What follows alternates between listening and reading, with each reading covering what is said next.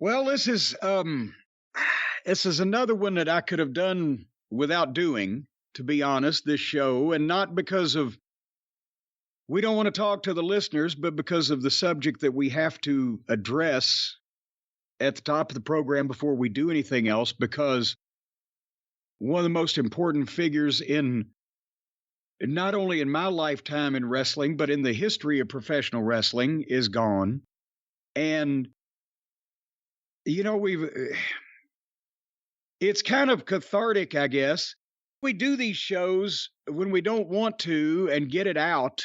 The news just came out yesterday afternoon as we're speaking. And, you, Brian, and I, we've had over the last few weeks family issues, medical issues, all kinds of tugs on our time back and forth. And it's like, oh, we got to record it. We got to watch this. We got to watch that.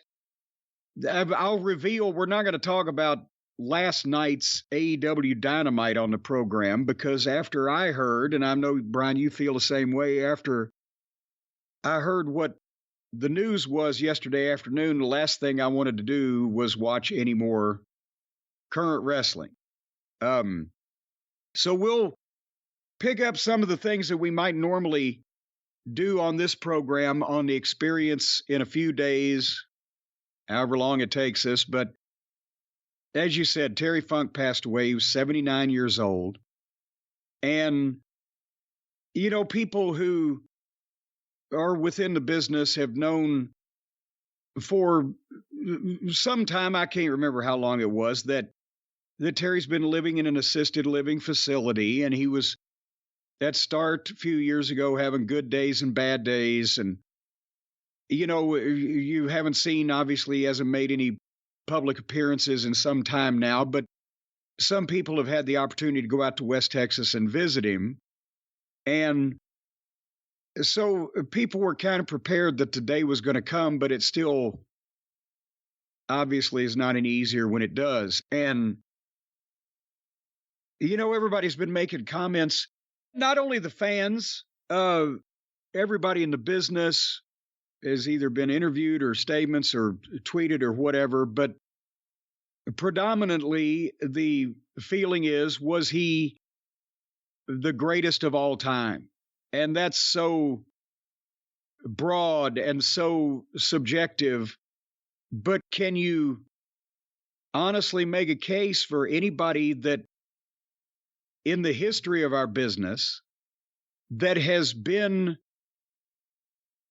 that level of star for that long a period of time and performed at the level he did, not only the physical part, but the psychological part and the verbal part, drew as much money in a variety of situations and or was a pivotal part of so many promotions and so many great moments. And behind the scenes, not only was a mega superstar in the ring in Japan, but behind the scenes was instrumental in Baba's pipeline of American talent, got tons of guys their first Japanese exposure. But the point I'm making is he was an important guy in the ring, out of the ring for a longer period of time at the top, was never used as a preliminary guy pretty much his entire career after he broke in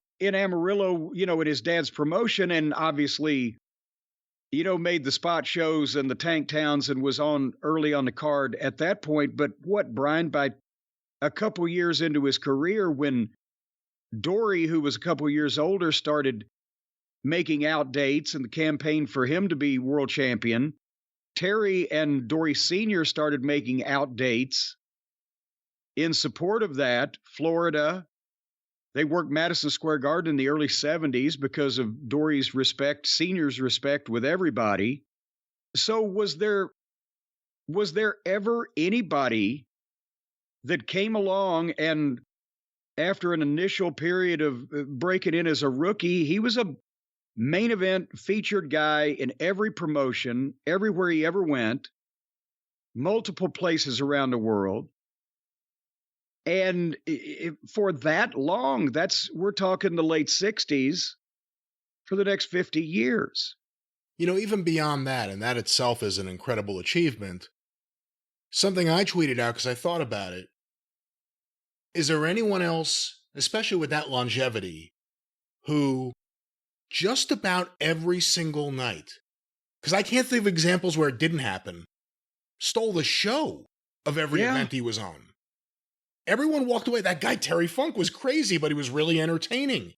Or I have to see this guy. I saw this promo. I have to see him. You talk to fans in Florida, and they talk about what a big deal it was when he would reappear on TV for a promo. They had to go down and see him. And I think Terry Funk is one of the first guys who, not that people dogged it, and you know that era better than me. I'm not saying that at all. But every night he went out of his way so that you were talking about him. Yeah, well, and it wasn't just bumps. No. It was everything. But there were those too. Oh, yeah. But it was the impression he made, and he could read a crowd, and he could, I mean, we could be here all day. We probably will be. And we don't have anything better to talk about. But I go back to, again, you talk about must see. I've talked about it a million times, that match with Lawler in March 23rd, 1981, the Mid-South Coliseum. The thing is, I had seen some element of Terry. Obviously, we talked about this on one of the programs recently, but, before video, I'd gotten to see him on the undercard of the Ali Inoki match when he went to a 30-minute Broadway with Jack Briscoe. The undercard was broadcast here from the Omni, the NWA promotion. I'd seen him in Paradise Alley. I told you earlier this morning, I went and saw Paradise Alley in the theaters in 1978 5 times. I may have been the person that doubled its box office take. It was a flop, but Terry Funk was sensational in the wrestling scenes and seeing Stevens do the turnbuckle bump, right? And all, you couldn't see that anywhere else because, there was no home video yet.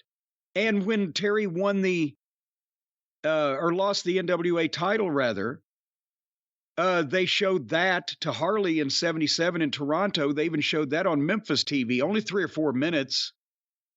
But you got the sense of him in the magazines. He was all over the place in the Japanese magazines. We just talked about Koichi passing away, Yoshizawa passing away.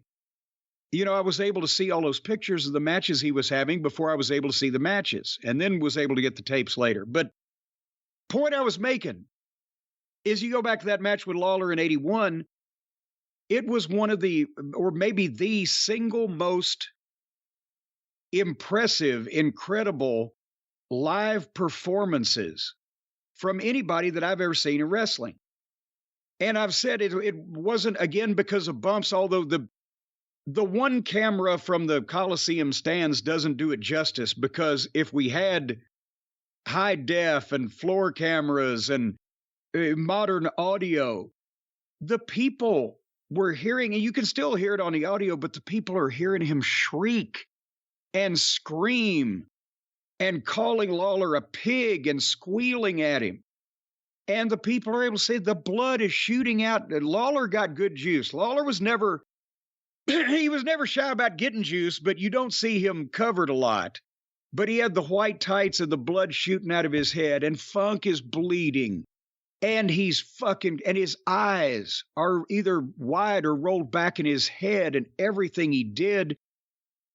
At that point in time, I'd been going to the matches for 7 years. I'd been a photographer for 5 years at ringside, weekly in Louisville, regularly in Lexington, weekly in Evansville. I'd been to the Omni. I'd been to see Southeastern Wrestling in Knoxville. I'd been to Indianapolis to see Dick the Bruiser shows. I had been a variety of places. And it fucking floored me. I was blown up after watching this fucking thing. And I wasn't as obviously as smart to the business then as I am now. So I went because I wanted to see Terry Funk versus Jerry Lawler. I'd not gotten to see. Funk had never been to Louisville at that point, ever. And he hadn't wrestled Lawler in Memphis in 76 when he was the NWA champion. So, and I knew the Japanese magazines are going to love the pictures, right? But what I saw now in hindsight, Funk was starting a program with Lawler. And traditionally, when you start programs, it's another guy in the territory. And so the heel just jumps the baby face, or they have a match on TV with a disputed finish or whatever. And the guy's already over in the territory. But this was Terry Funk coming in, hadn't wrestled in town in 5 years, going against the top babyface and going to start a long-term program. He knew he had to fucking get over. So in one night, in a match with a count-out finish, right, of all things, he had those people screaming and yelling and panicked and drained. And you can see on the videotape, it's on YouTube, that when Lawler finally takes the chair to Terry out on the floor and is just beating him like Paul Bunyan, and you hear the whack, whack of those big, heavy, padded Coliseum chairs were not comfortable. Like getting hit with a goddamn frozen fucking turkey. The people in the front row are the women, especially the girls. I knew some of them. They were smart to the business. They were backing up over the backs of their chairs with horror on their faces. It was a goddamn performance. And that instantly sold me as, again, one of the more jaded viewers, right? I was the biggest wrestling fan in the world, but I'd seen a lot of shit. I needed to see this fucking guy every time I could. And that for that whole program, I was driving back and forth, Memphis, Louisville, Lexington, wherever the fuck he may be. Because it was always a different match.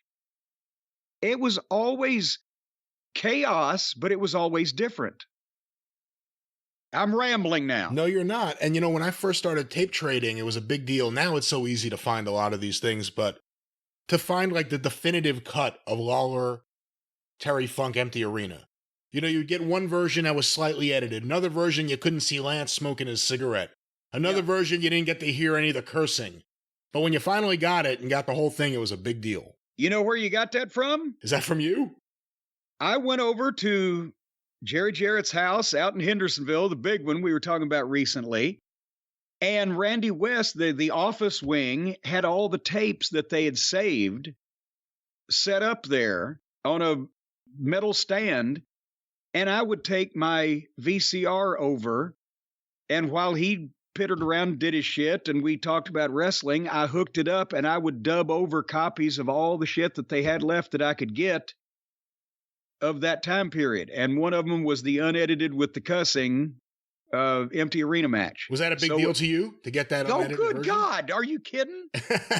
If the car had caught on fire on the way back home, I would have grabbed the box of tapes and let the car burn.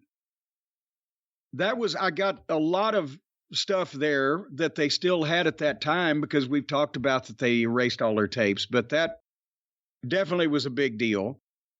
And, you know, that's the thing, is that match obviously made me a Terry Funk fan, which I already was anyway, just because of his persona and the things I'd seen in the movies. But once you got to start seeing him work, then, you know, and plus I got to meet him at that point. He knew not only was I a huge fan of his, but also I was taking pictures for Gong magazine.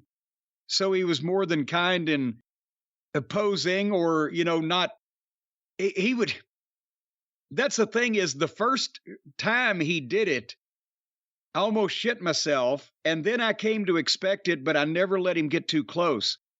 If I'm shooting pictures at ringside, right? And he's working with Lawler, and he's got Lawler down on the floor, and he's hitting with the fucking chair, whatever, he turns and he sees me. And he starts looking at me. And then I put my camera down from my face, and I kind of see that he's looking at me. And then he takes a step or two toward me with that kind of sideways walk, and he looks a little stranger at me. And I just started doing this because it was kind of natural. You see me backing up, and where I'm kneeling down, I start to come up in a squat like, what, are you talking to me? Are you looking at me? And then he'd take a couple more steps and I'd stand up and start backing up and he'd break out in a run. And I would take off and he'd run me 2 laps around the ring until maybe Lawler would come up when I passed him and fucking nail him and stop him. They get back in their match. Anytime you ever saw Terry run, he never looked like he was taking a step back. It looked like he was running full steam at whoever he was running at. Yes, but he didn't. I made sure he never caught me. Because there was obviously I didn't know this was coming. He caught you in 83. Well, hold on.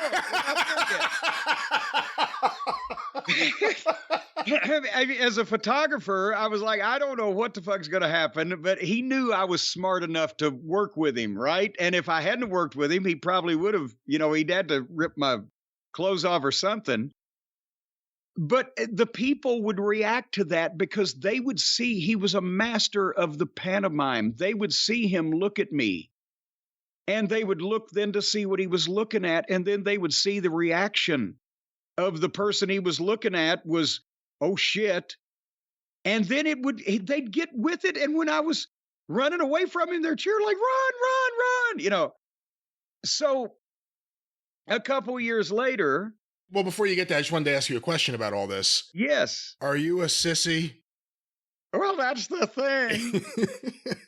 Because I think I see a sissy, Lance. So it's Super Bowl weekend of 1983. And the Coliseum is literally running on Sunday afternoon. You can come at, I think it was 1 or 2 o'clock and see the wrestling matches and get back by 5:30, you can be back home and see the Super Bowl, right? And with that strategy, it was a little off. I think we only did 6,000 or 7,000 people, whatever. But nevertheless, that weekend, Terry comes in to make the Memphis TV on Saturday morning and then the Sunday afternoon show. And now, all the people remember the Lawler Funk battles, the empty Coliseum, the stabbing in the eye, the double juice, bloodbath, the chaos, right? But now it's, oh, goddamn it. Jimmy Hart was managing, was it Bobby Eaton, Sweet Brown Sugar? No, he was on your side. He was on, no. Well, not your side, their side. Yes. Bobby was involved. I think it was Sabu the Wild Man, who was really Coco Samoa before the modern Sabu. And another heel, whoever it was, Jimmy Hart's guys, against Lawler and Coco Ware had switched babyface and left the First Family. And they bring in the special 6-man tag team partner, and it's Terry Funk. And they do the fucking confrontation with Lawler and Funk on TV where, you don't know whether they're going to fight or not. Coco's trying to be the peacemaker. He was just shitting himself being in between them, right? And Terry does a thing where I'm going to do whatever I need to do to hold up my word, Lawler, if you do the same. And I think maybe do they slap each other and whatever. And then when I got to TV that morning, I'm managing Jesse Barr and Adrian Street, right? But I see that Jesse Barr is in a 6-man tag with, I think, was it the Master Marauders, who was like, God, was it probably Jim Jameson and Tom Maley, or just local Memphis job guys, the Mass Marauder, like the matching suits, like the Purple Bombers, right? And Jesse Barr is their partner, and Jesse sees the goddamn lineup on the wall, and he thought, well, they're jobbing me out. I'm teaming up with 2 job guys against Lawler and Funk and Coco Ware. They're jobbing me out. What the fuck? I need to go ahead and give my notice. And he was freaked out about it. But it was all to get me on the other side of the fucking team because they knew how much I loved Funk and they wanted to rib me and fuck with me some kind of way. And I don't, to this day, 40 years later, know whether that Lawler said, hey, Terry, chase him around and, rip his pants off, or whether Lawler just said, just chase Cornette or just do something with Cornette. But the only thing I got was, hey, no, we're not going to beat Jesse. We're going to beat one of the Marauders. They got to be like 5 minutes, and then, they're going to do the promo or whatever. And so in the middle of the match, Funk has already done the promo about Jimmy Hart. I think Jimmy Hart's a sissy, Lance. Well, then in the middle of the match, I'm there at ringside, and Terry goes over and says, Lance Russell, I think I see a sissy. Well, he accuses Lance of being a sissy as well. Well, yeah, are you a sissy, Lance? No, Terry, I'm not. Well, I think I see a sissy. Well, hold on, I have this. Are you a sissy? And then there's a faster version. Are you a sissy? And here he comes. And I'm like, oh, shit. And the first time... No, it was the first time he got me. And then the second time I made it out of the building, I think. But nevertheless... I thought it was the other way. I thought you made it out the first time. That's right. The first time he starts chasing me. He chased me around the studio, and I didn't know what else to do. I just took out through the back door, right? At the back into the break room. It was so fast that the cameras were having a tough time capturing the chase. Yes, because I was legitimately scared. I didn't know what the fuck was going to go on here. So then I sneak back out while he's beating up and they're hitting these job guys with chairs in the head and whatever the fuck. And then boom, it's over. And then he sees me glance. I think I see a sissy again. And now that the match is over, he takes me around one way. And as I'm running Coco, the little weasel, he drops down and blocks me off. And I'm like, oh shit.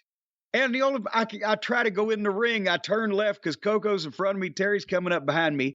And there's Jesse. He don't know what to fucking do. He don't know what's going on here. As I'm diving in head first, I give him my goddamn hands, and he's trying to pull me in the ring by my arms. And Terry later, in happier times, told me personally that this is what he used to do. His father told him or taught him to do this when a mark came in the ring and wanted to fight. What he did was, as I'm diving in the ring head first, he, without checking to see if I was wearing any underwear, put his hands in the pockets of my pants and fucking ripped them and peeled my pants right off of me in half. And Jesse's pulling me, and he pulls me right out of most of the pants there. I think they're around my fucking ankles or whatever, and I'm tripping and I'm rolling, and I roll out the other side, and I'm holding my pants up with my underwear on live television in front of 300,000 people, and off I run again. And it was, again, that was the biggest... And then your promo afterwards where you have the pant like duct taped like around. Oh, yeah, because it's the only pair of pants I had. I had to leave the television station and drive to Nashville, right? So I fucking put duct tape and taped the pants on, and we had like a 1.5-minute promo at the end of the show, and I came out and I screamed, "Funk!" And everybody in the back thought that I'd said, "Fuck!"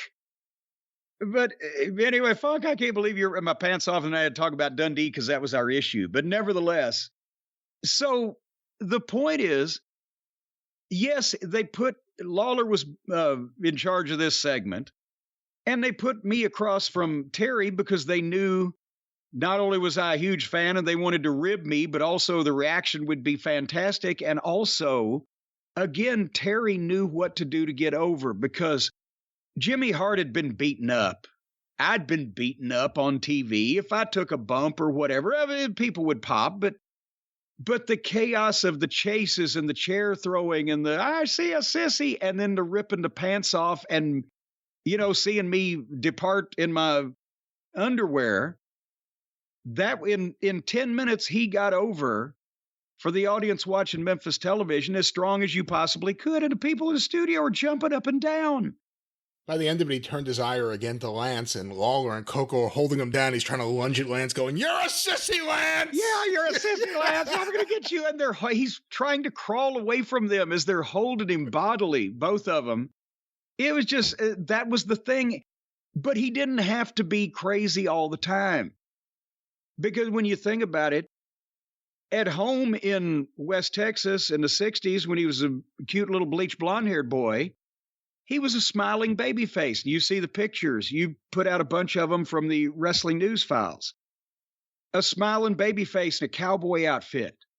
But then when he'd make out dates, because it was more, that was a more apropos that he be a heel, especially when he's going around with his dad campaigning the Funk family for Dory to be the champion. And that's what he would do late 60s, early 70s. He'd be an evil cowboy, a nasty cowboy, when he went and did outdates as a heel. And I remember one of the first magazine covers that when I found wrestling magazines, I think this one was from, what would it have been, 72. Remember the big bloody picture of Terry and the caption, "I'm not my brother's policeman." That was like the big book of wrestling or whatever, maybe. Or maybe it's one of the London publishings. But they would send Terry around. If you could, Terry would either be trying to collect a bounty on Dory's top challenger in the territory, or if you could beat Terry, then you could maybe get a shot at Dory, but he was going to try to stop you.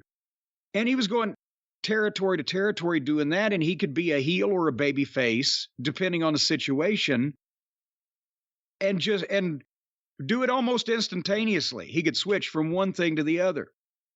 And then I know, promoters' kids get a bad rap as well. They had it handed to them on a silver platter, but I mean, my God, I don't think anybody's ever said after Dory Sr. died in 73, Terry was in more territories and was in bigger spots. All those promoters didn't do that because they loved his father. It's because he drew money and everybody wanted to work with him, and he was fucking great. And then in the mid 70s, remember at the same time he'd be a heel in Florida with the beaded braids in his hair and the orange shirt that says Dusty sucks eggs. Somewhere else, maybe out in Texas, he'd be the smiling baby face that, was taking up against the evil heel for the honor of the state of Texas. Or, whatever the case. If you think about even like the early 80s, in the States, he may pop up in Florida or Georgia or Memphis or wherever it may be. Sometimes he would have some facial hair to really add to things. And then, at the end of the month, he would shave it off and go to Japan, where he was the biggest babyface ever. Yeah. There was no American babyface ever as big as Terry Funk was in the early 80s. And remember, there's some great video. Did he have the crew cut because of the movie? I think so. Frankie the Thumper. Because it's the 78 tournament, isn't it? Yeah. So he shows up with a fucking crew cut because of the movie, but it's still, that's the first video that I got really started seeing the Funk, specifically Terry, was the Japanese stuff, because obviously, that was the prize tapes that you could get at the time was Baba and Inoki's shows. And the main event matches, we've talked about those, unlike anything you'd see in the United States. But my God, not only were the matches great, but the entrances, the Japanese people had normally been, not indifferent, but reserved, sedate at, public events and everything. And then here comes Terry Funk and the streamers and the hoopla and children, kids running around, and there's people hanging on him around his neck to where he's trudging to get to the ring, and they almost pull him off the side of the ring when he's trying to get up on it. And they're just raving lunatics screaming for Terry Funk. He was the most popular American in the history of Japan, I would think. And as some people would say, Brody or Hansen, they loved to watch Brody and Hansen wrestle, but they just loved Terry Funk as a person.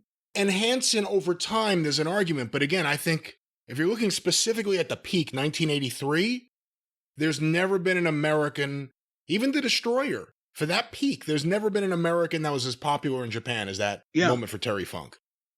I mean, he had commercials, he had endorsements, he did the album, singing. Some of that stuff was Jimmy Hart's music that didn't become a hit in Memphis. He just did the same songs. That's why you hear Terry Funk singing "We Hate School." Yeah. My DJ's playing my favorite song. But again, you look at the magazines, we talked about them recently from that period of time. It went so, not overboard in a bad way, but it was so overboard with Terry. Multiple different magazine companies all doing big features on Terry, magazines just about Terry. They go to Amarillo. And then it's really cool because it's like pictures of Terry at home, pictures of Terry on the ranch. And then it seems like they just go anywhere with him. Here's Terry at the bank. Here's Terry at the bar. Here's Terry just shaking hands with people on the street. But there's many different photos and magazines like that. He was that big. If you think about wrestling figures, before the LJNs, there were the Poppy figures out of Japan in 1981. First round of figures, Terry Funk. He's in there. So when it goes back to the beginning of wrestling collectibles or figures, he's in the conversation. And you brought up Paradise Alley before. Think about what that would end up meaning in the long run. The relationship with Stallone leads to Hulk Hogan getting recommended for Rocky III. That changes wrestling forever. And as a matter of fact, Stallone, I think I've mentioned this before, the stuntmen on the movie, because they shot a lot of the scenes in West Texas. That's why Tommy Gilbert, who was wrestling as Johnny Starr at the time, not the Indianapolis Johnny Starr, he's in it. And isn't DiBiase in it? Stevens was there at Murdoch.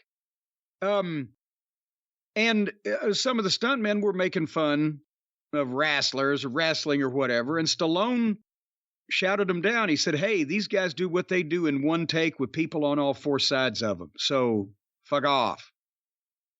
But that's the thing with Terry in that movie. Instead of just being in the wrestling scenes, as some of our other favorites were, he actually got to play a part. And he was the most interesting thing in the movie, to be quite honest. As we mentioned, it was not an Academy Award winner, but it appealed to the wrestling fans because of a slice of that time period. But think about this. In that time, Dory Sr. had passed away in 1973. Dory Jr. and Terry inherited the company. And obviously they had, oh, good Lord, what was their brother-in-law's name? Oh, shit. I know who you're talking about, too, and I don't remember his name. But he did a lot of the, running of the company, but still their names were on it. But at the same time, Dory was had just lost the title in 1973. Terry would win it in 1975. And that's the thing. You look at Terry when he's wearing the NWA title belt and he's got the long velour robe on and the fucking headband and a normal head of hair. He was 250 at that point. He was big. He had the size where he could hang with Harley Race and the other guys that he needed as champion, but he could still move around, but he looked more normal because he had to carry the belt. He was the champion. He couldn't be a psychopath. And he worked his world title matches as one of the best. He wasn't a technical wrestler like Dory was noted as being a technical wrestler and an amateur guy with an amateur background.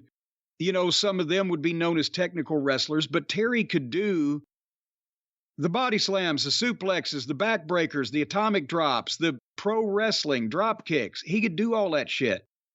And as champion, he worked a champion style, but then when that was done, he would morph back into his crazy psychopath heel or his, goofy, smiling, cheerful baby face until you piss him off, depending on what was needed. But then think about this. Again, I said he was 250 when he was NWA champion because you needed to have some size. But as he got older and leaned out, especially in the mid-'80s, that rangy, kind of halfway crooked physique that he had became what he was more known as. A lot of people wouldn't remember him as being the size he was in the 70s. Well, let's talk a little bit about the end of the 80s when he came to the NWA, because that may have been the best physical shape he was actually in for his whole career. Of course, he ends up hurting his back, but he was in great shape. He looked incredible. What do you remember about... Now, you weren't there when he first came back for Wrestle War. That was during your hiatus, correct?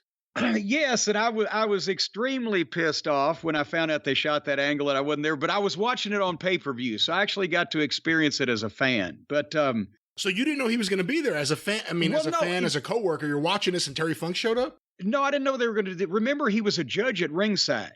That's right. So I knew that was going to... I didn't know they were going to shoot an angle. I thought it was going to be another WCW, here's RoboCop or whatever, right?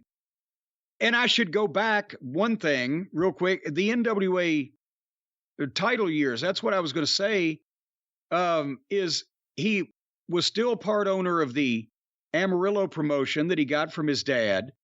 Plus, he's the world champion, traveling all over the place. Plus, he's, Terry Funk, so he's going to put everything into it. That's when he and Vicky had trouble. And the only reason that he asked out as the champion was he wanted to, which he did, go back home and fix things with Vicky, and they were together, another 30 years until she passed away. Was it 40? Wait a minute.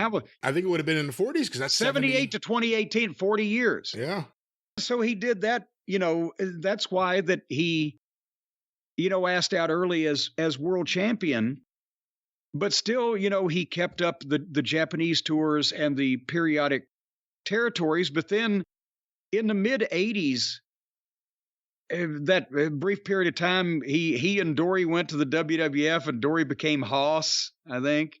Terry went first. Haas joined him after the fact. Yeah, but so Terry was Adam. Too bad and then I guess Jesse Barr became Jimmy Jack or Little Joe. He replaced Terry. When Terry left, they needed another crazy brother, so they invented Jimmy Jack. And that's, what, Jesse Barr, again, he had the kind of the appearance of trying to work like Terry, but he wasn't Terry. A lot of guys did, though. Isn't that one of the biggest problems with Dick Slater? If you see Dick Slater after you saw Terry Funk, you see a guy doing an impersonation of Terry Funk? Well, yes, and that's what because Slater was trying to work like Terry Funk to the point where even people like Dusty and everybody would say, "God damn, Dickie, you're good on your own, baby, but you don't need." When Terry was champion and coming into Knoxville, and the tape wasn't good or whatever, they put highlights up of Terry and had Slater do Terry's promo in a voiceover, and nobody knew the difference.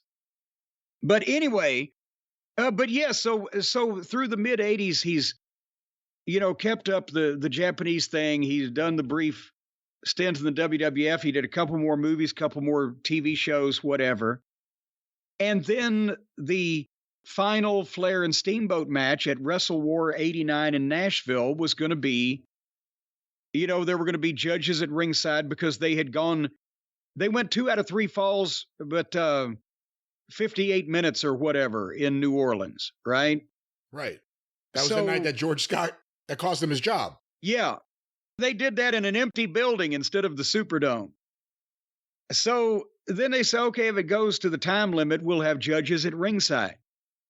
And that is, as you mentioned, we had just started our hiatus where we were getting away from George Scott. He got fired before we finished, but we needed a vacation. So the one NWA pay-per-view that I had missed since they'd started them, I'm sitting at home in Charlotte watching it on TV because I had to see the Flair and Steamboat match. And when Terry gets in and starts doing the interview afterwards and starts having words with Flair, I realized they're doing a fucking angle. Holy shit. And of course, it turned out to be not only a great angle, but that was the only. Ric Flair versus Terry Funk was the only thing the WCW did in about an 18-month period that drew serious money at the gate and the pay-per-view buy rate. And so I was like, oh shit, I missed it. But goddamn, at least we're coming back and he's still going to be there. And, that was everybody, at least the one thing they could agree on in WCW, we've talked about the constant booking changes, and the booking committee gave way to Flair, and then Hurd interfered so much Flair quit, and it was a committee again, and then Ole was in.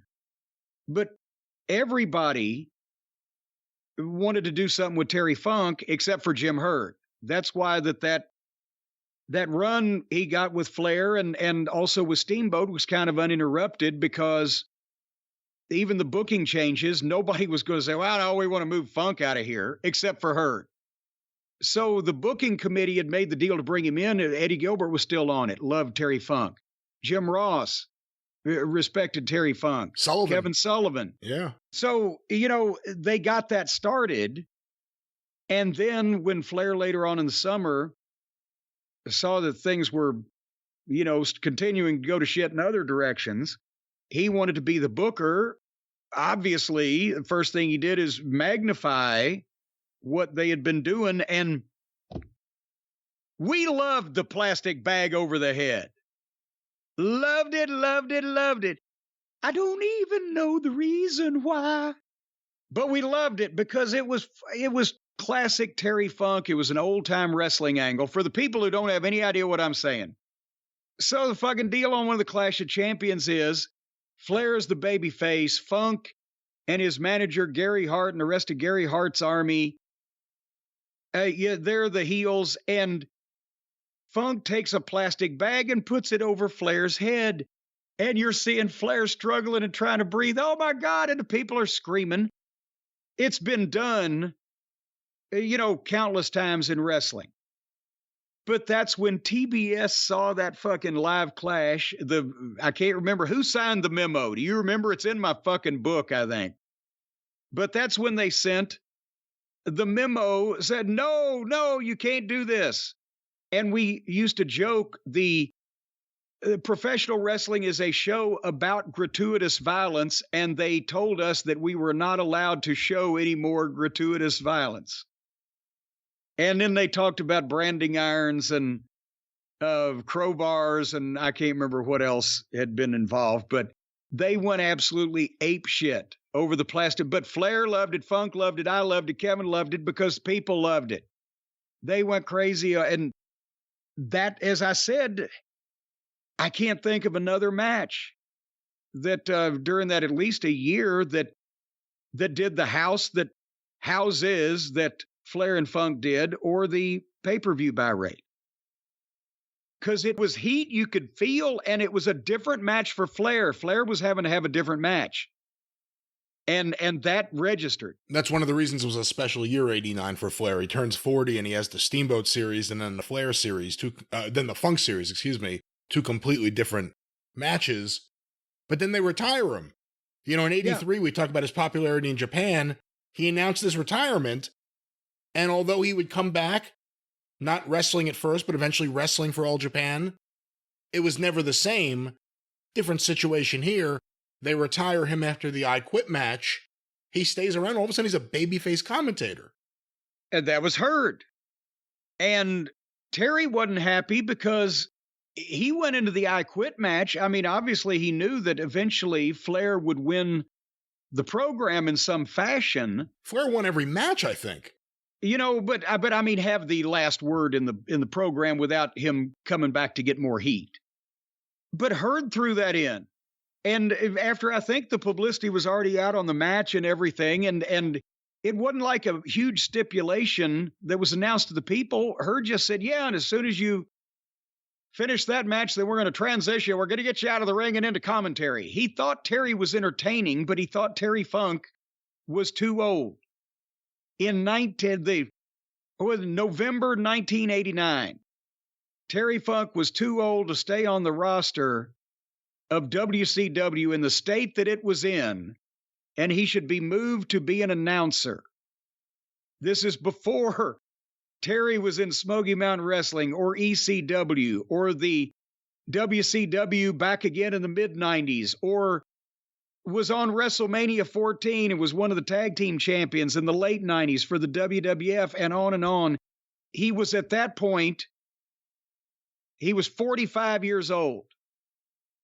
And fucking Herd wanted to, against his will, retire him and make him an announcer, which he did the best he could with. And it's not like he was bad, but they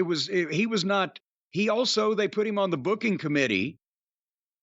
But since everybody had a side at that point and he was just trying to come in and do his work, nobody was really taking up for him.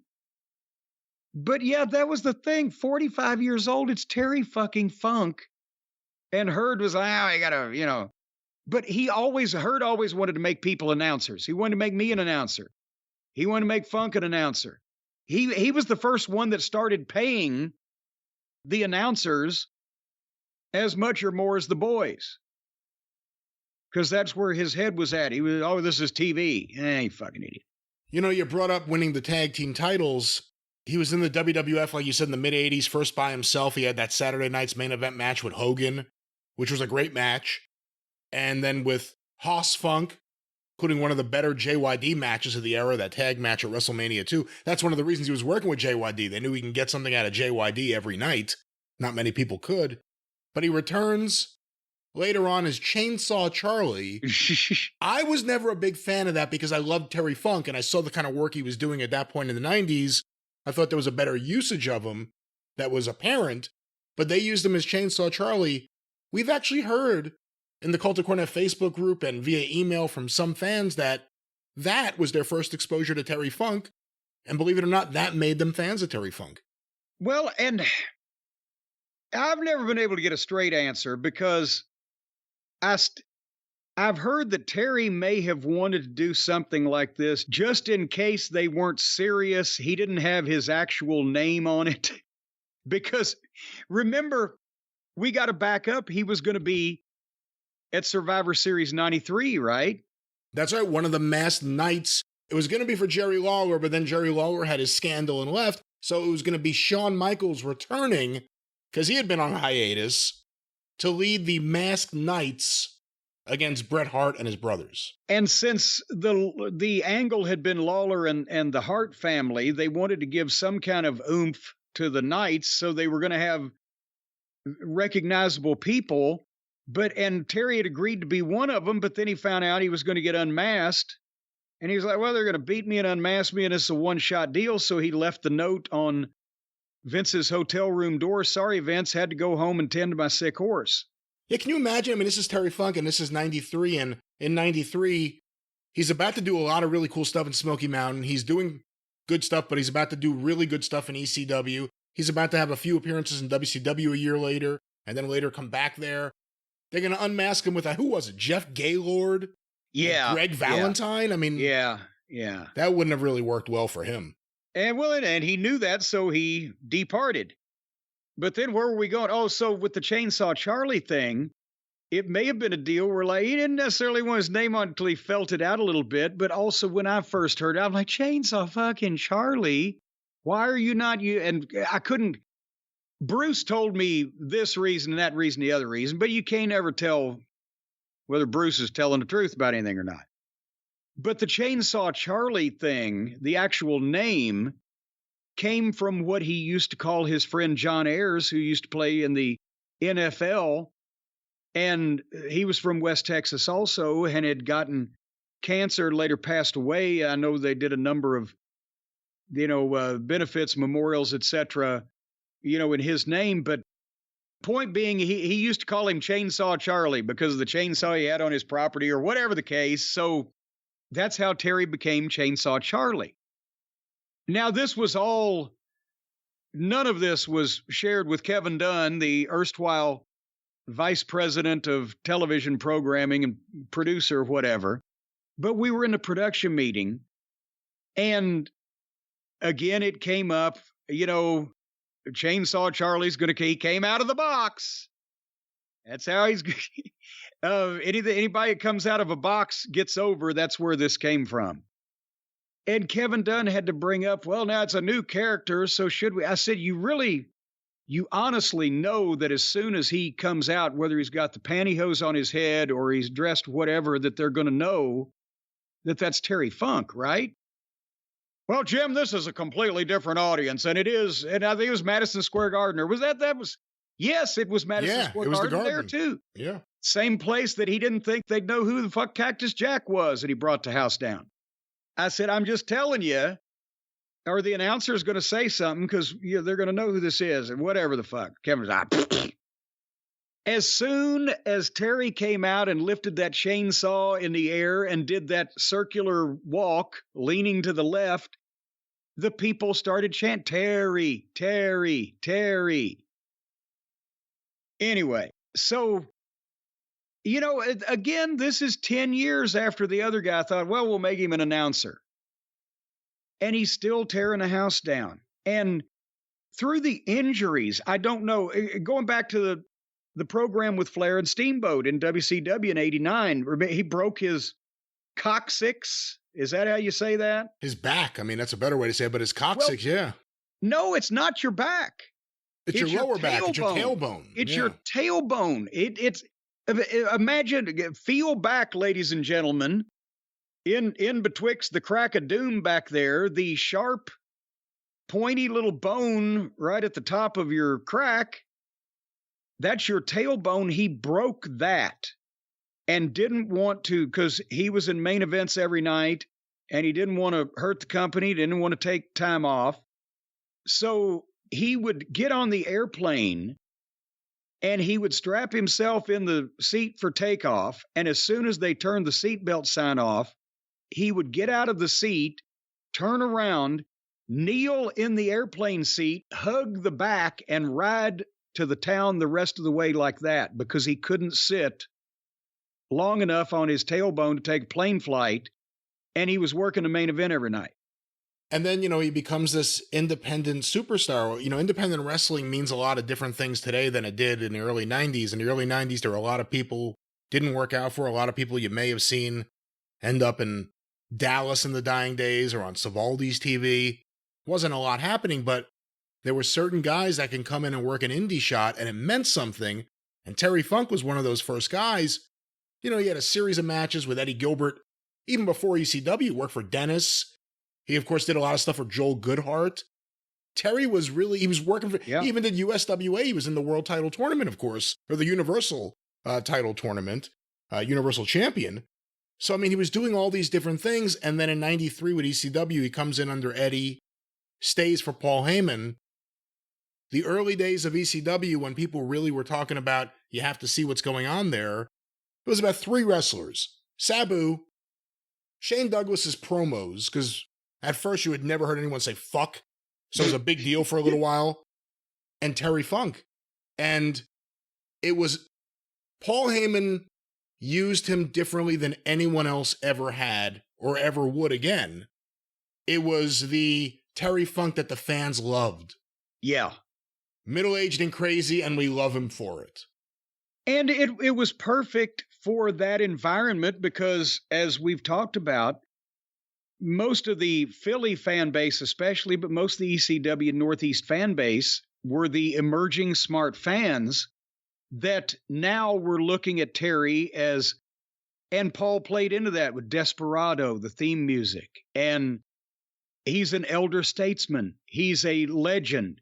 Because they were so supportive of ECW as a promotion itself, and they see this guy who doesn't have to come in there, doesn't need the money to do this crazy shit, but is as helping validate their company. So he becomes, for the first time in the United States, probably nationally ever, and for the first time in the U.S. in almost any territory in years, he becomes the beloved Terry Funk. And they're carrying him out of the ring on their shoulders, the fans are. He was a different kind of worker, and that's one of the reasons he stood out. Some of the matches that exist from the 70s, him against Bill Watts right before he won the NWA title, and for Leroy McGurk, not even Mid-South Wrestling, various different things. You see the bumps he's taking, the things he's doing to himself in the ropes. Yeah. No one else worked like that, and by the 90s, he evolved with wrestling, and some people go, oh my God, I can't believe he's doing these things at his age, but he wanted to. And at the same time, he was doing things in ECW that at times went too far with barbed wire and fire, of course. Yeah, the fire was really too far. One of the last classic Terry Funk heel runs was in Smoky Mountain Wrestling. Well, and that's another of the things at the same time that he and Dory came up and did some barbed wire stuff. But at the same time he was doing that in ECW, he was having completely opposite style, classic NWA style Southern wrestling matches in Smoky Mountain with the Armstrongs and Tracy Smothers. And, it was like he was a chameleon. He fit right into everything. And see, that was the thing, is you couldn't, in Smoky Mountain Wrestling, I couldn't make Terry Funk a babyface because he had the television exposure not only from Southeastern wrestling for all those years before that, but then from WCW and WWF as a heel. And plus, that was his strength when he came in as a heel to oppose a territory babyface. He could be the heel that traveled in and out. The babyface was the local hometown boy, and we're behind him. My fan base, as we've talked about on the program, was the furthest thing from newsletter reading smart fans. So they didn't see Terry as a beloved wrestling icon. They saw him as the heel that they'd always seen him presented as. So what better way to, and not only because they had history together, but what better way to find somebody that the people would think could possibly put an end to or defeat or hurt or maim or whatever Bullet Bob Armstrong than a guy that's been on his tail. They wrestled in Southeastern in the 70s there. They had history. So that's what I was telling you earlier today. Terry Funk main evented the worst house I ever drew in the Knoxville Civic Coliseum, and then my record best within the space of 11 months. And I will tell you how this happened. We did the big blow-off match with me and Bullet Bob Armstrong in August of 1993. And that's where we'd shot the angle into Rage in a Cage in May, and we'd hospitalized Bob. And then Scott and Steve came back, try to get even with the Heavenly Bodies. And then Bob came back in 6-mans, and finally it was a single match, Jim Cornette versus Bob Armstrong. Lumberjacks surrounding the ring with tennis rackets in case anybody tries to leave. Anything goes, and Bob swore he was going to send me to the same hospital that he went to himself when I hurt him, or he would refund everybody's money. And at that point, we did the biggest house we had done in our, 16 months in business or whatever, and drew over 3,000 people. But the next month was September. Back to school month, Tennessee Valley Fair month in Knoxville, traditionally the worst house that we'll do all year. But I needed to start something because Thanksgiving and Christmas and our big winter was coming up. That's when I called Terry. He was, as you said, making shots in different places. And I got him to come in and work with Bullet Bob in September. And the deal was since I'd gone to the hospital, I'd found a guy that I thought could beat Bob Armstrong, Bullet Bob Armstrong, and by cracky, if Terry Funk can beat Bob Armstrong, then Jim Cornette becomes the commissioner of Smoky Mountain Wrestling. And here's the thing, I know, especially even better now than I did then, but I know that nobody wants to come and pay to see the heel get even with the babyface. That's ridiculous. Nobody wanted to pay to see, after they'd seen Bob send me to the hospital on a backboard in a bloody mess, they didn't want to see me get even with him. They'd seen what they wanted to see. But I had to start something. So in September, that show in the main event, from Bullet Bob against Jim Cornette drawing 3,000 to Bullet Bob versus Terry Funk drew 700 and something. But as I said, I had to start something. The psychology was off. Terry came in and he started the program by having a good match with Bob Armstrong, but by fucking him with the branding iron. And I believe was that the one that Dory came, or was that the next time? I'm not sure. Anyway, point being, he fucked him with the branding iron. And that was the worst house we ever did in Knoxville. But by the following February, remember Sunday Bloody Sunday, the Texas death match between Bullet Bob and Terry Funk was on. It was a loaded card, but that was a feature match. And that show did $32,000. We did over 4,000 people. And then by August, that was the Night of Legends. Again, another loaded card, but the main event was Dory and Terry and Bruiser Bedlam with me in the corner against Bullet Bob, Road Warrior Hawk and Tracy Smothers with Ron Wright. And that's where we did $40,000 and over 4,000 people. We started the program. Terry came in and got the heat. We brought Dory in to have tag team matches with Scott and Steve Armstrong in several different places, not only Knoxville, but they worked in Marietta, Georgia, when we ran in WCW's backyard. And the Armstrong boys were thrilled because not only did they grow up in the wrestling business where Dory and Terry were world champions and colleagues of their fathers, and they looked up to them and they were heroes and legends, but now they get to wrestle one of the great tag teams of the NWA of all history, especially the 70s and 80s, that they never thought they'd have that opportunity. And it stepped their game up because they were enjoying what they were doing. It was an honor for them. Like if a modern baseball player got to, play in a game against Mickey Mantle. He might be older, but it's still fucking Mickey Mantle, right? And they learned some shit. But that's the point I'm making is that they were the Armstrongs and the Funks or Bob Armstrong and Terry Funk were having matches, the quality of which in Knoxville and Smoky Mountain that you would have seen in Georgia Championship Wrestling or Florida back in the 70s.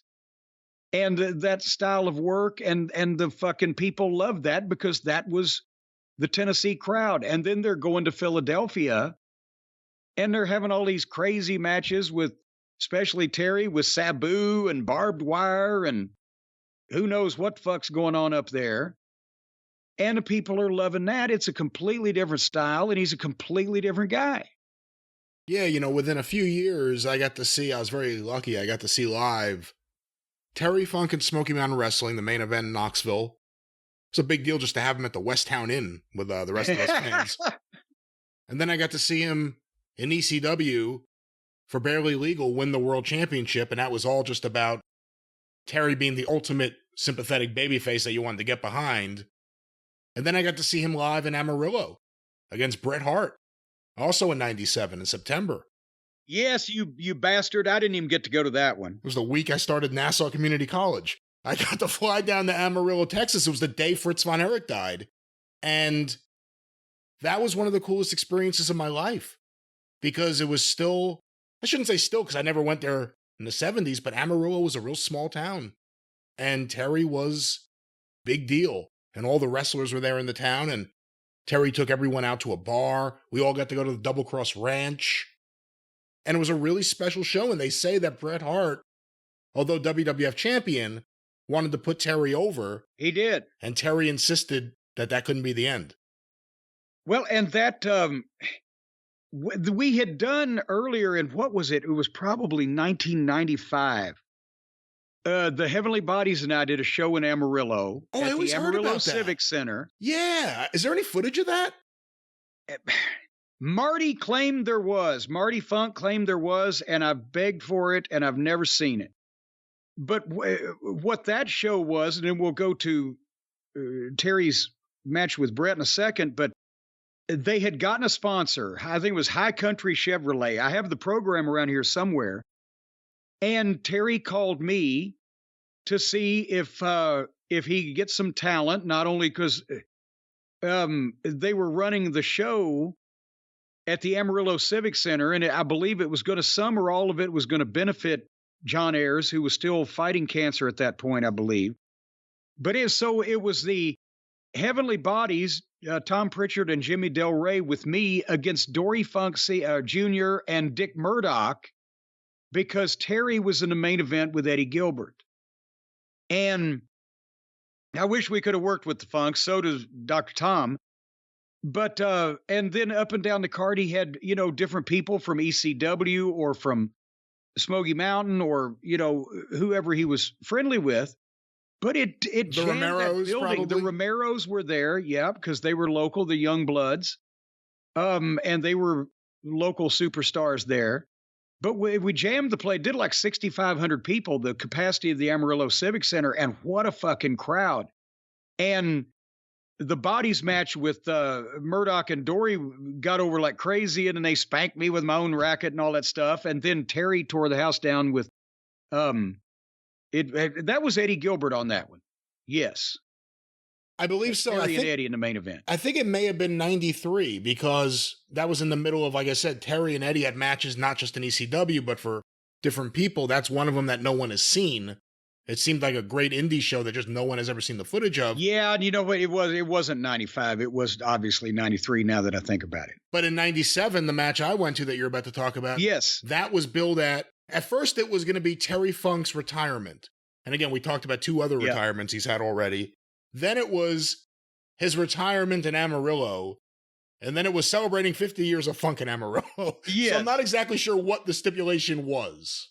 Well, I think he stuck to it that because he originally told me when I talked to him about the show, it's going to be my last match in Amarillo, Corny.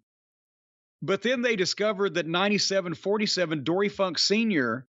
made his first appearance in West Texas in December of 1947. And so they did the 50 Years of Funk tagline, which was more fun anyway.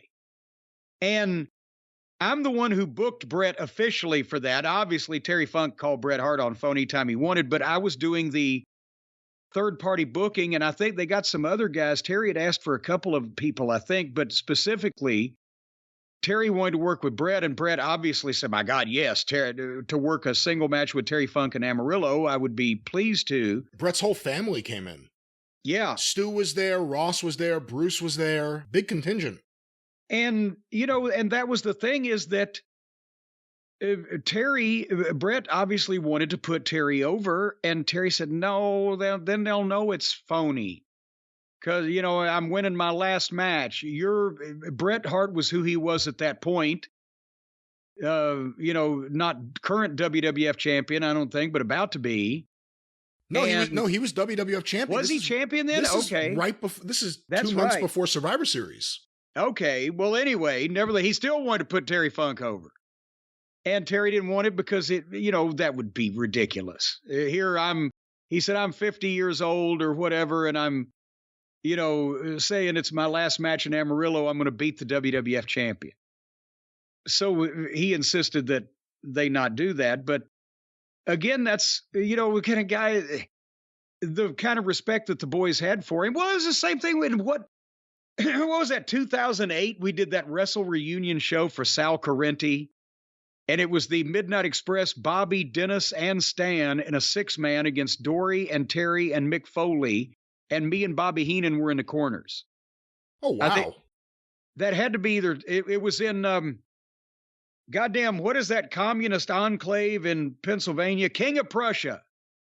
Communist enclave? Yeah, somehow they've got a communist enclave right there outside of Philadelphia. It's called King of Prussia. And he did the Wrestle Reunion and had that match booked. And we're, well, yes, okay, sign us up, right? And then we get there, and Sal Correct, he says, well, I want you guys to fuck them. What? Yeah, you guys go over. I'm bringing you guys back, the Midnight Express, but I don't think I'm bringing Dory. I don't care. What are you talking about? And we could not convince Sal Correnti that not only would it be a downer for the people, but that it was preposterous that the Midnight Express as the heels would win that match over those 4 individuals. And no. So then we all sat down, and Terry's like, well, you can beat me. And Mick's like, no, I'll drop it. And we're like saying, no, we're trying to talk him into letting us get beat. I don't remember whether Dory ever offered to do the job or not, but everybody wanted to get beat. Nobody wanted to go over. And finally we said, all right, fuck it. I think we fucked somebody. I can't remember with the racket. I can't even remember which one, but then immediately Bobby, his mobility was a little compromised at that point, I think came up from behind me and rolled me in the ring so that he could get involved. And then Cactus put the mandible claw on me while fucking they didn't rip my pants, at least. I just unbuckled them and they pulled them off. And then Dory and Terry both put double spinning toe holds on each of my left and right fucking legs while I had the mandible claw on me. And I figured, just besides the fact that that was just the coolest thing in the world, at least that may have made up to the ticket purchasing patrons for Sal Corrente's ridiculous, stupid fucking finish request. You know, one of my favorite videos out there, and I've talked about this in the past, Bob Barnett did a video of it, a few other people did. It was an indie show in California promoted by Dan Farron, the late Dan Farron. He's alive, but Mike Lano announced that he died on 2 different radio shows, so we call him the late Dan Farron. And he did this show, it was an afternoon show, and there were like local lucha guys on it. I know Kurt Brown wrestled as Vandal Drummond on it. I believe he lost his hair on that show. And the main event was Sabu versus Al Snow, which in 94 was kind of a big indie match. This is what put Al Snow on the map for a lot of people, were the matches with Sabu. And they have a good match. All of a sudden, in the middle of the match, Terry Funk shows up. Not booked on the show. This is a small indie show in a residential neighborhood in California in the middle of the day. And Terry Funk shows up and starts tearing the place apart and attacking everyone. The woman who owned the building flipped out and called the cops. And it's all a video, because they didn't know who Terry was. Terry starts going after the photographers, like you talked about earlier. At one point, there's a video cut, and it returns, and Terry is now outside in the parking lot under a car. And again, it's daylight. I mean, it's daytime. And Terry's screaming while under a car. And the video ends with Terry walking away shirtless down this residential street. It's incredible. And again, there was no one else who could have pulled that off. And it was just the kind of thing that, outside of his mainstream stuff, if you want to call it that, ECW, WCW, WWE, there was not an appearance that he made anywhere that wasn't incredibly memorable. Well, you know, you talk about making an impression. I've mentioned this. He's the only guy. I mean, back in the day, the fans, the male fans, grown adults that weren't smart to the wrestling business would run from the Sheik in the buildings, whether he had a snake or not. But as people started getting smarter and or kind of more with the lawsuit thing, at least, where, you know, yeah, he can't hit me, I can sue or whatever. They always used to tell heels, don't get up in one person's face. Yell at everybody as a group and you'll get heat. But if you get up in one person's face, and we've talked about it, if they laugh at you or they don't flinch or they fucking blow you off or whatever, then they've just buried you. With Terry, he could go out in a building cold, and before or after kayfabe was still a thing, and he would get up in a guy's face and back a motherfucker down. And I mean, he got away with it before, when you would, any other heel would try to do that and they'd get a knife in their fucking ribs. And then he could still do it when they were smart that, yeah, these people probably can't fucking punch me. I could sue them or I could call the cops or whatever, but I'm not sure about that fucking guy. You know, and there's also the way he talked, and it wasn't until years later, just because of my age and what I grew up watching, that I ever saw a King Curtis promo. And once you did, you understood where Terry got the whole like that thing in his voice came from King Curtis. And the emphasis when he gets to something, but with that Texas drawl. But he could be the most softest spoken guy if he needed to be in a professional setting, or he could, you know, go out of his mind. What'd you think of the stuff with him and Dusty Rhodes over the years? He seemed to love calling Dusty Rhodes an egg-sucking dog, to the point where he put that phrase on the map. And even years later, I remember talking to Terry and asking about Dusty, and almost with a smile on his face and laughing, he's like, he's an asshole. Yeah. Like, he loved calling him an asshole. It wasn't like, I don't like the guy. It was, I love him. He's an asshole. Well, and see, Dusty's a Texas boy, and an egg-sucking dog is the worst kind of dog that you can have, Brian, because then you ain't got no breakfast when that dog goes in the coop and sucks all the goop out of all them eggs. I guess. But that's, you know, they had such a rivalry for so long and in so many different places again, and it was perfect complement of styles and talkers that could not only do the gimmick matches and stipulations, but talk people in the building. And So I think there was obviously, they had probably more fun with each other than all but a few of the other people that Terry may have worked with. And, in terms of behind the scenes stuff, you talked about the fact that after Dory Sr. died, Dory Jr. and Terry really became power brokers between All Japan and all the American wrestlers that weren't wrestling for New Japan. And not many were. I mean, that was really just Vince McMahon Sr., Mike LaBelle, and guys from Europe. Everyone else was going to All Japan, and Terry and Dory were the conduits. And it wasn't just booking talent. When Terry Funk arranged the meeting in the Amarillo airport between Stan Hansen and Giant Baba, who flew in just for that meeting and then flew back home, that changed wrestling history. Stan Hansen jumping from New Japan to All Japan. Terry Funk was the one who was there to put Baba and Hansen together. So, Terry not only being the son of a promoter, but the son of one of the most well-respected, most influential promoters. He loved the wrestling business and understood how to spread or grow the wrestling business, or sympathized with people that were trying to do that. Same thing. Paul in Philadelphia, he had a bigger budget, and he had more, dates going on up there. But Terry in Knoxville with me, he understood what I was trying to do. He'd been to that territory before and knew it was a great small territory at one time. But also he just knew I was trying to establish something. And that's why I'll tell you, I paid Terry Funk $500 and a plane ticket from Amarillo, Texas, and a room at the West Town Inn to come to Knoxville for me. And he did it because he loved the wrestling business, and he understood and sympathized with people that wanted to grow it or spread it or establish it in different places. And Dory was even, because Amarillo to Knoxville, especially 30 years ago, he was flying all fucking day. And had to fly all day to go back home or get anywhere else. And so he wasn't doing it for the pure profit of it. And Terry, a few times he gave me a break on if there was 2 or 3 days in a row, like when we did Knoxville, Barberville, and Marietta one time.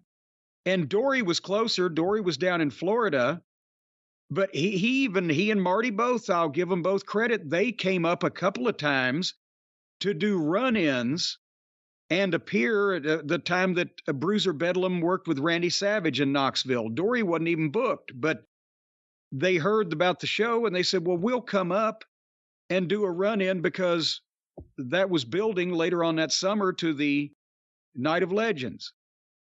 So they both helped tremendously in helping me set up Smoky Mountain. And Terry knew it wasn't like, this is going to be a thing where Corny's going to call me and have me come in 10 days a month, nor would he have wanted to.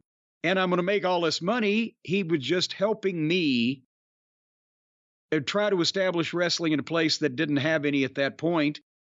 And he understood the trials and tribulations of the business. And it was the same thing in Ring of Honor. When you were there when Terry was there at the Hammerstein Ballroom, right? Remember, we had to get my cousin Alex to go pick up Terry in Midtown at the Hilton. That's right. And he was at one Hilton, and there was another Hilton across the street. So my cousin's trying to find Terry, and Terry's like, Alex, across the fucking That was actually the last time I got to see Terry, was when you brought him to Ring of Honor. And it was actually the last time I saw him, and he came right up to me and in front of the Manhattan Center, and we said hello, and it was great to see him. And that was the thing. I called him, and this was, what was that, 2011? I think probably so. 2010 or 2011.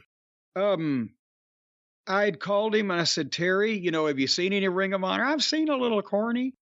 And I told him a little about it. I said, I'd love for you to come to New York. It would mean a lot to us. Just speak to the boys and do the main event where what the fuck did we even have him do now? Was he the ringside enforcer? Because I remember he shot Truth Martini off so Truth could take his over the top rope backwards Harley race bump. But what did he fucking do that night? God damn it. I don't remember. All right. Well, he was a special referee or enforcer or whatever, but he was there to make sure that people didn't fuck around, and they didn't fuck around with Terry Funk in the building. And the fans in New York loved him. But I called Terry. I said, look, this promotion is on a shoestring budget. New York is our big town, but Kerry, the boss, is a ticket broker. I said, we can fly you and Vicky up for the weekend in New York City and put you up at a nice hotel and get you tickets to a Broadway show the next night and pay you, I think, was it $1,000 or whatever, if you could come up and do this for her. Corny, I'd love to. Let me see what show she wants to see. It'll be the Book of Mormon. Yeah. No, it wasn't the Book of Mormon. I'm trying to remember what the fuck. I think was it Jersey Boys? Was that a show or something like that? That was a big show, especially at that time. Yeah. But yeah, and Stacy, first thing she thought of when she heard, yesterday was, I remember Vicky was, because the Ring of Honor shows took a lot longer to get done with than the NWA shows of the 70s and 80s. And Stacy had gone outside and there was Vicky sitting on the front steps of the Hammerstein. We're like, how long does this usually go? That's why I don't remember what happened that night. I think I left early.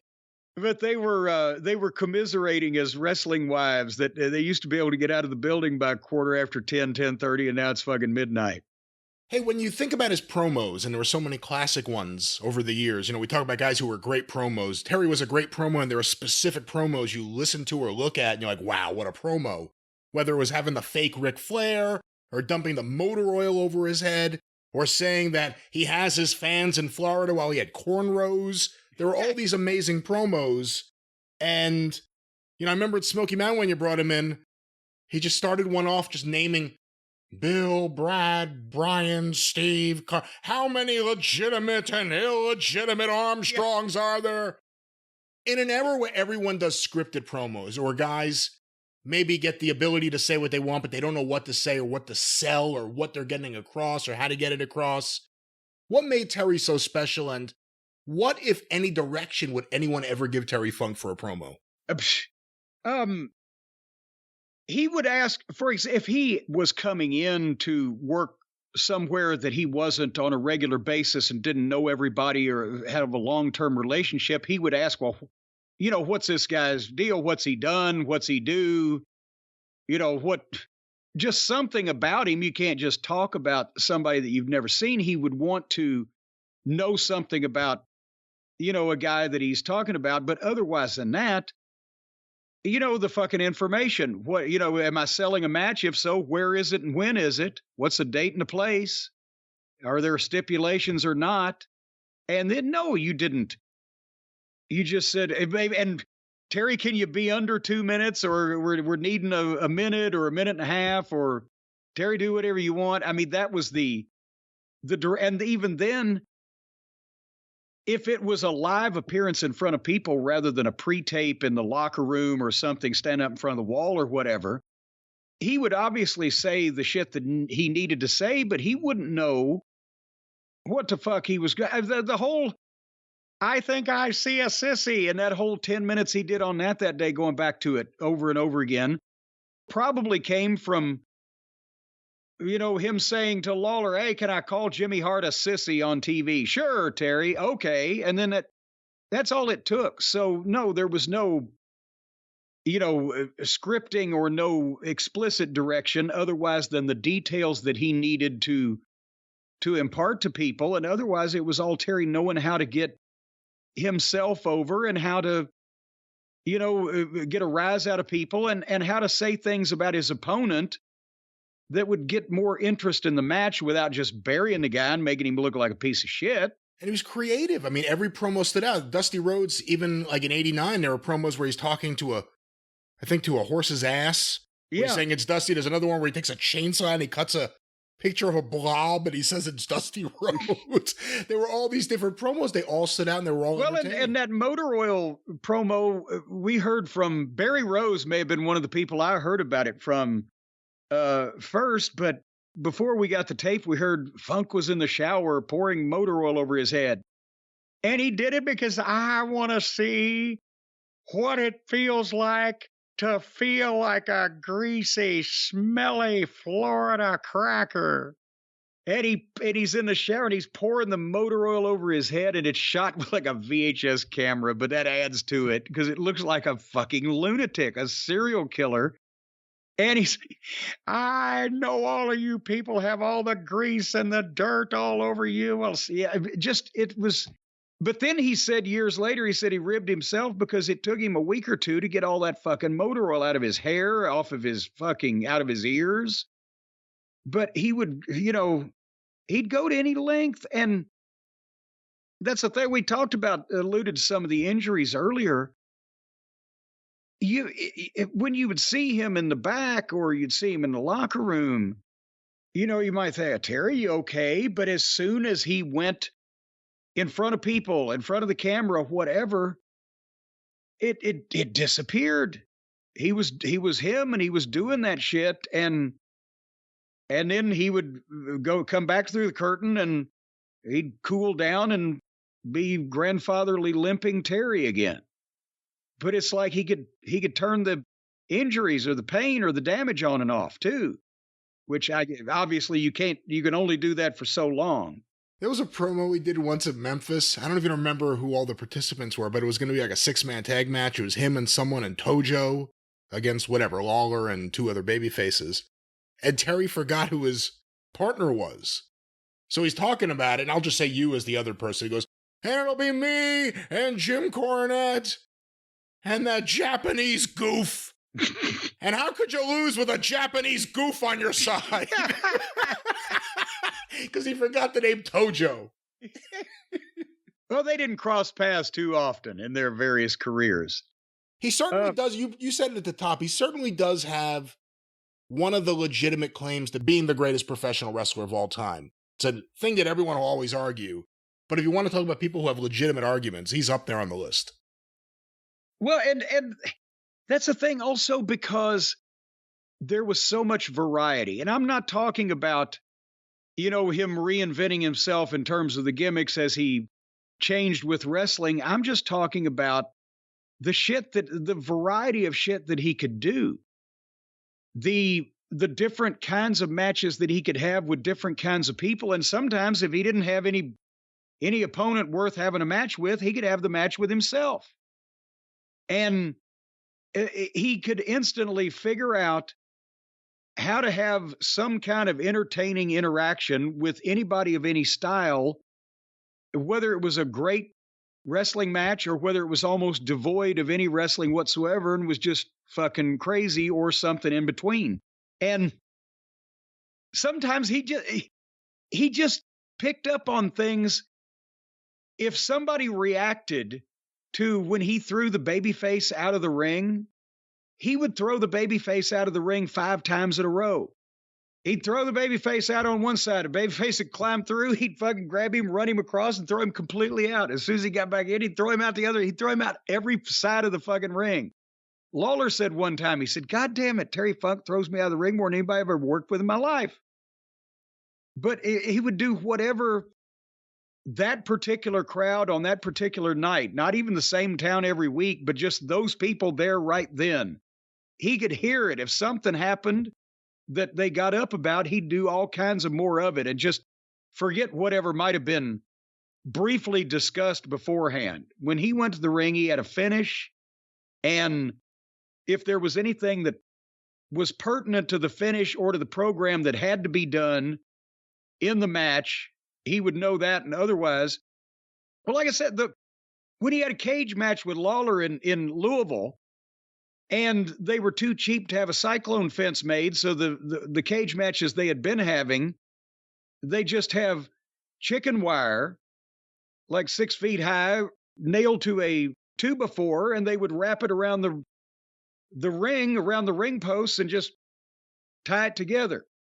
So the first thing he did when the bell rang was he threw Lawler into the chicken wire, straight through it, and tore the whole fucking cage down around the goddamn ringside. And then they had their regular goddamn crazy ass match that they would always have. I got a picture of him from Knoxville from the Night of Legends that I took from my seat. It's not the greatest photo or anything. It's just, you see the other wrestlers in the ring and on the floor, you're there, Ron Wright, and you just see like a barricade going up and over. And it's yes, where he picked the bicycle rack barricade up, and Do you remember how they got him over in WWF when they brought him in 85? Truthfully not. They'll probably never show this. I don't know if it's on like an old Primetime or TNT or something, because Mel Phillips is involved, who of course was... Oh, the thing where he beat Mel Phillips up and whipped him with his rope for putting his hat on. I do remember that. Yeah, he comes out there with the whole Terry Funk outfit, the vest, the chaps, the hat, the branding iron, the whole thing.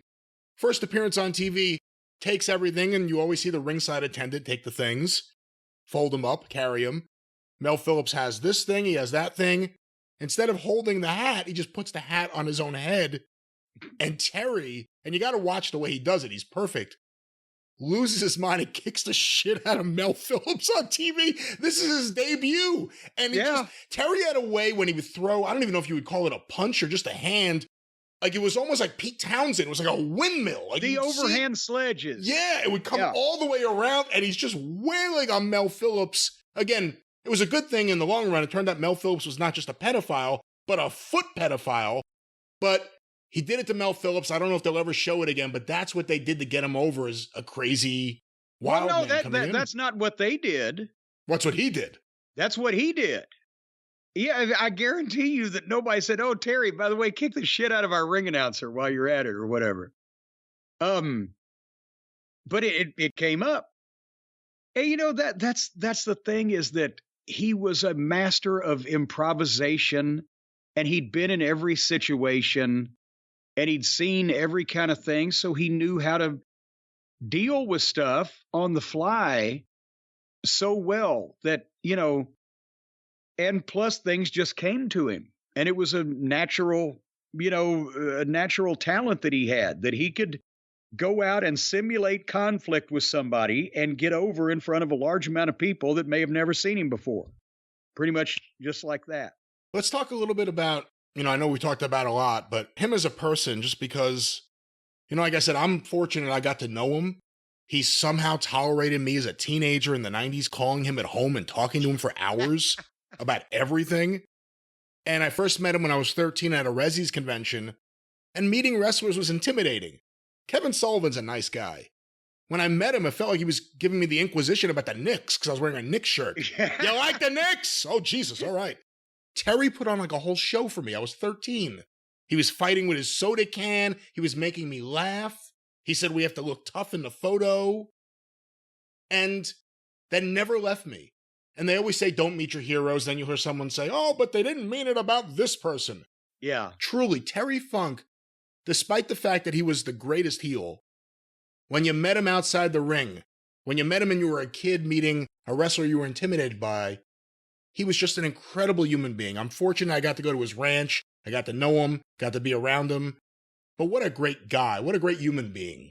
Well, and that was the thing when I first met him as a photographer. And obviously, he could tell, even though I'm sure the boys were telling him, because that's one of the things I was going around at the time doing, was the Funk interviews. I'm 19, right? This is the greatest thing. And I told you, Lawler.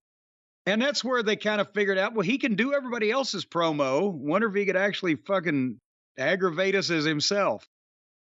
But Terry was kind of nice to me as the photographer, and sending stuff to Japan to the magazines and signing my books and everything, and not killing me at ringside. And then he comes back a couple years later, and I'm in the business, barely. And obviously they told him, well, part of it, we're ribbing Cornette. You remember our old boy photographer? He loves you, so we're going to fuck with him. And he didn't hurt me or, do anything bad. It was a great way for everybody to get over and have a good time. And then it was 6 years later. Suddenly he comes into the second biggest wrestling company in the world, and the boy photographer, who was barely a manager the last time that I worked with him, Flair's putting me on the goddamn booking committee. And and he's able now, and I'm thrilled because, my God, I was the biggest wrestling fan in the world. And even though I'd been in business for a while at that point, still, Ric Flair has specifically asked me to be on the booking team of WCW, and he's working a program that I get to help book with fucking Terry Funk, who is now treating me. I mean, he's seen me on television. He knows I've been somewhere, but now he's treating me. He didn't have to. Like I belong there as a booker, and it's like, okay, Corny, we can do this or that or whatever. And helping and always, helpful suggestions, finish whatever.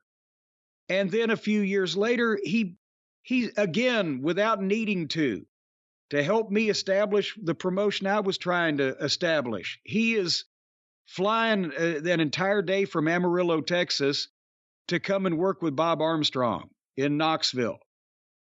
He was just not only a loyal person like that and a great person to be around and a understanding person about a lot of things about the wrestling business, but dedicated, and you could depend on him. And if you didn't belabor it, right? I'm sure if I'd have started trying to book him, to, Clinchco, Virginia or whatever, he might have, Corny, aren't we taking this a little too far? But, I didn't wear his welcome out. And every time I interact back in the WWF, we could laugh about 10 years before when Hurd thought he should be an announcer because he was so old. And now he and Cactus Jack are the two of the most popular baby faces in the fucking company that kicked fucking Jim Hurd back to fucking St. Louis. And Mick Foley should get a lot of credit for, as he was rising to fame, he always made sure to bring up Terry Funk and keep Terry Funk around so that a new generation of fans knew there was a connection there. Yeah. After all, Japan, and again, Terry's popularity never reached the levels it had in 1983, Terry was one of the people responsible for legitimizing and getting Atsushi Onita and FMW over. And he did a lot of those matches over there. And him and Mick went to work for Victor Quinones, and they did that big death match. What was that, 95? I think so. Kawasaki Stadium. And, again, maybe not the style of wrestling I like. Obviously, Terry was doing it for a reason. Well, the reason was incredible amounts of money because didn't they have 40,000 people at that stadium, or 35 or somewhere in that range? It was a packed stadium. I don't remember what the crowd was. Yeah, the point is, if you're going to have an exploding ring match, okay, if there's 40,000 people to watch it, I guess maybe, if you're going to do it, that's the place to do it. And we talked about that. Much like with Mick, people have taken the takeaway from him with their superficial outlook is, big bumps and a lot of blood and hardcore, overlooking the incredible verbal ability and the incredible intelligence that he has and the psychology of wrestling and the working ability of knowing how to sell and etc. Same thing. They said, well, Terry Funk did hardcore stuff too. Yeah, he invented a lot of it. And his shit drew, and he made it work. And then everybody else has said, okay, we'll ignore the wrestling talent and the psychology, and we'll just wrap ourselves in barbed wire and blow the ring up at 15 minutes. It's that superficial look at what he was doing, because just from seeing pictures or brief video clips without context, that now everybody thinks, well, it's easy to do, we can all do it, and that's why they all do it. But I guess that, in a less offensive and less dangerous way, you could say that about the Road Warriors, because they got over so strong, everybody had to paint their face and wear a mohawk. It's more obnoxious when everybody's taking bumps and thumbtacks and setting themselves on fire. Well, of course, Terry Funk's career spanned many styles, and he did many different things, many different looks. He's one of the first chameleons in terms of, you would see a photo of him and you'd see another one a year later. Different hairstyle, different facial hair, different outfit. Maybe wearing pants, maybe wearing trunks. You never knew what you were going to get. The long, he wore those in the 90s. I first saw him when he came to Smoky Mountain. He wore them at ECW and then all the way through the WWF. But the long tights with the multicolored stripes around the leggings and everything, it kind of made him look different. And you talked about the different stuff he did. I've told this before, but I was there at ringside the first time he ever did the moonsault against Bob Armstrong in that Texas death match at Sunday, Bloody Sunday. And he sees the big crowd and said, okay, I'll try this. And had no idea he was going to do it. I didn't. And he puts Bob on this pile of chairs and then climbs up to the top rope. And I said, what in the fuck is he going to do? And he moonsaults off. And he told Bob, move. Well, Bob rolled in, but he's on all these fucking chairs. And Terry kind of went over him, grazed him a little bit. But I said, I leaned under the bottom rope. I said, Terry, what are you doing? He said, I don't know, Corny. He just got a wild hair up his ass, as Mama Cornette used to say. But he did that, like, well, see what happens. Remember that image that so many people now look back at, like, wow, it looks incredible. Pretty scary moment, all things considered, in ECW the summer of '94, where Terry asks for a chair, and it became a thing that had to stop. One of the few things ECW put their foot down about. Yes. Fans throwing chairs, and just the ring would be littered with chairs. It started, I believe, the Funks versus Public Enemy. That's right. And he asked the people for a fucking, it's like when Ricky Morton used to ask the people in the front row, help me. And they'd come over with a fucking knife. He said, give me a chair. And what was it like? Had to be 60, 70 chairs.